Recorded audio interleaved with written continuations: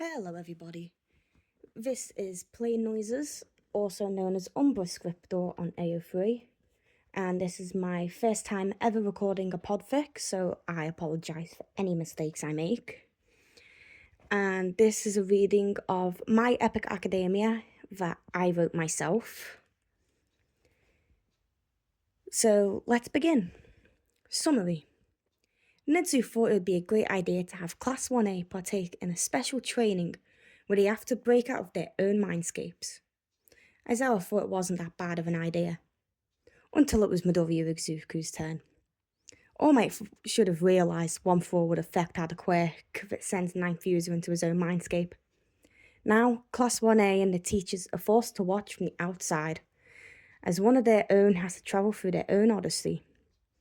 The only way for Izuku to break out of his mindscape is by following the script and completing each saga that each past 1-4 user resides under. Can Izuku make it through with his morals and mental state intact? Chapter 1. How it started. It was supposed to be a simple exercise. The students take turns going into each other's minds and finding a way to break out, to test the students on how to break out of a mind control quirk. But it was Nezu's idea, so Aizawa should have known something was bound to go wrong.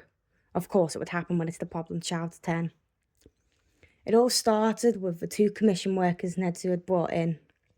One who had put a student into a dreamlike state based on the student's mindscape, and the other would project what is going on inside the student's head for everyone not affected by the quirk to be able to observe. Aizawa shouldn't have trusted Nezu's ideas, especially with the smile he gave. Shinso had tapped out of the training after his turn. Apparently it gave him a migraine due to having his own mind control quirk, though it was amusing to watch him tear up at the idea of having to leave the cat cafe. The other students' minds were fascinating too. Sue had a swamp filled with frogs. Either had to break the rules to escape. Todoroki's mind was concerning. It seemed to be a training room in his home. Bakugo's and Kaminaya's minds were similar, though Bakugo's fantasy realm was more serious than Kaminaya's comedic fantasy realm. Uraraka's mind seemed to be the galaxy, while Tokoyami's mindscape was ripped straight from the pages of a Lovecraft novel. The class had elected not to speak about Mineta's mindscape ever. Aizawa agreed with that consensus, and he'd seen some things in his time as an underground hero, which brought them to Midoriya's turn. But of course, nothing could be so simple when it came to the problem child.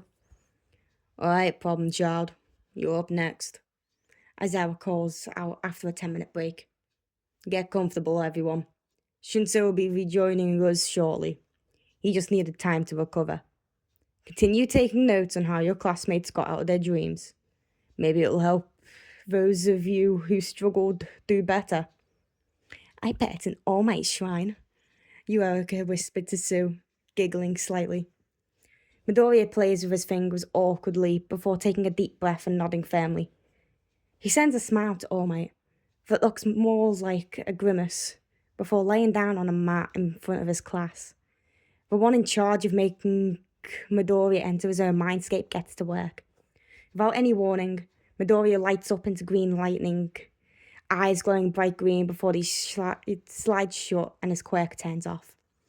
The other person in charge of projecting immediately projects Midoriya's mind onto the wall to the side, showing darkness. What the fuck? Fucking problem child.